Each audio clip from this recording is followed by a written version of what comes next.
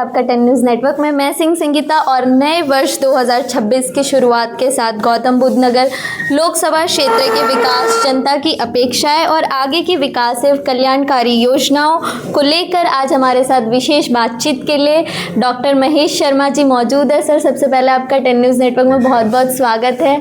क्या कुछ खास संदेश नववर्ष को लेकर आप जनता को देना चाहेंगे?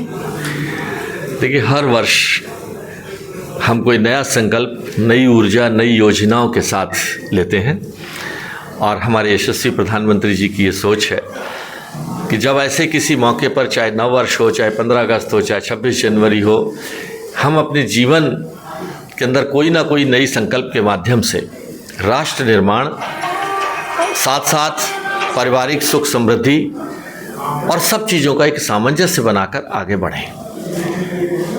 मैं और मेरे से ऊपर उठकर जो लोग राष्ट्र के लिए काम करते हैं, समाज, राष्ट्र उनको सम्मानित करता है।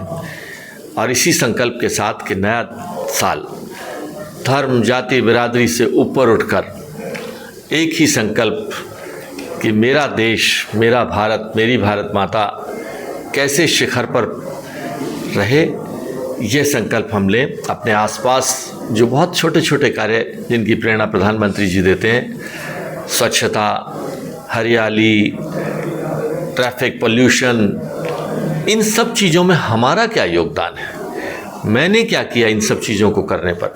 खाली ये बात भाषण देना कि मैं देश के लिए काम कर रहा हूँ, लेकिन मेरा अपना क्या योगदान है।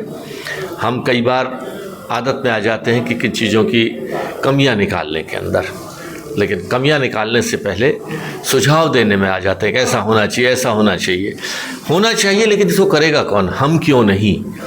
इस सोच के साथ हम लोग देश को आगे बढ़े। मैं 10 न्यूज़ के माध्यम से आप पूरे क्षेत्रवासियों को यह आह्वान करता हूं कि आइए, आपके परिवार में तो सुख समृद्धि रहे ही, लेकिन उसके साथ साथ जिस क्षेत्र में हम रहते हैं, जिस प्रदेश में हम रहते हैं, जिस देश में हम रहते हैं, उसके उन्नयन के लिए भी हम लोग कुछ काम करेंगे, कुछ संकल्प लेंगे और उन संकल्पों को पूरा करेंगे। सिर्फ नववर्ष 2026 में गौतम बुद्ध नगर लोकसभा क्षेत्र और जनता के विकास के लिए आपकी क्या प्रमुख प्राथमिकताएं रहेंगी? देखिए, कोई भी विकास एक सतत प्रक्रिया है, कंटिन्यूअस प्रोसेस है। This can not have one limitation कि I will do this and I will not do this. So many things have been done in the past, but lot to be done in the future also. जो हो गया है उनको हम celebrate करें, उनको याद करें, औरों को भी याद दिलाएं कि हम लोगों ने क्या किया है। ये क्षेत्र अब पूरे देश में, प्रदेश में, यहाँ तक कि विश्व में अपनी पहचान बना चुका है।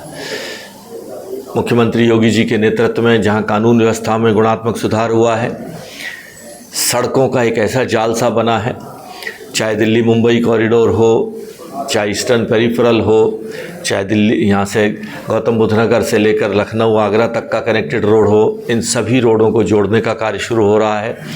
बताया गया है कि 6 महीने में दनकौर के पास ये रोड पूरा हो जाएगा।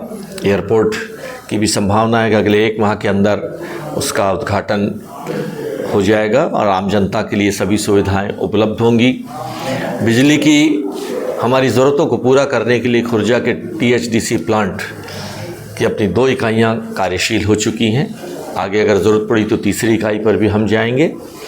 और मैं समझता हूँ कि जो किसानों की समस्याएं बहुत लंबे समय से लंबित चल रही हैं, उनका चाहे वो 64% का विषय हो या 7% का विषय हो, इन सभी विषयों का समाधान समयबद्ध सीमा में किया जाए, ऐसी मेरी सोच। सर, आगामी संसद के सत्र में गौतम बुद्ध नगर लोकसभा के क्षेत्र के किन प्रमुख मुद्दों को आप उठाने की तैयारी में हैं? देखिए, यहाँ की इस वक्त जो सबसे बड़ी समस्या खास तौर पर ग्रेटर नोएडा वेस्ट के लिए है, वो समस्या है मेट्रो के निर्माण की, ट्रैफिक ट्रांसपोर्ट उसके लिए तरह की। दूसरा यहाँ की समस्या है किसानों की ये समस्या है। तीसरी जो समस्या है यहाँ पर प्रदूषण की समस्या। इन दिनों हमारा एयर क्वालिटी इंडेक्स बहुत अधिक रहता है, तो उस पर क्या और सरकार करना चाहती है, कैसे जनता का सहयोग लिया जा सकता है, उस विषय पर हम लोगों को उठाएंगे उस सत्र में।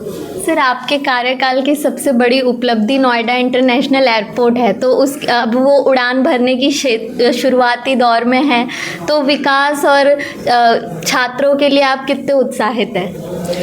कि ये एक एजुकेशन हब बन चुका है। मेरा नोएडा गौतम बुद्ध नगर जो है एक एजुकेशन हब बन चुका है, और अब गौतम बुद्ध नगर यूनिवर्सिटी, उससे 20 मिनट की दूरी पर अंतर्राष्ट्रीय एयरपोर्ट, इंफ्रास्ट्रक्चर, एक बहुत सुंदर इंफ्रास्ट्रक्चर, अच्छी कानून व्यवस्था, तो मैं युवाओं से भी आह्वान करेगा, आप भारत का भविष्य हैं। भारत की ये पहचान, भारत की ये ताकत कि हम विश्व के युवतम देश हैं, ये बहुत लंबे समय तक नहीं रहने वाली है।